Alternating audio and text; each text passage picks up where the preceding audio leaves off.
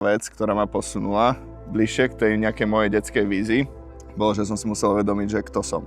Že kto som a čím chcem byť, a reálne som si povedal, že chcem byť dobrý človek, že chcem ľuďom pomáhať, že chcem spolu, ako budem rásť, tak vyťahovať aj ľudí okolo mňa.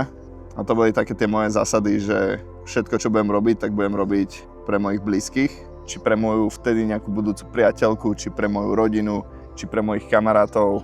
A hlavne ako keby s takým dobrým srdcom.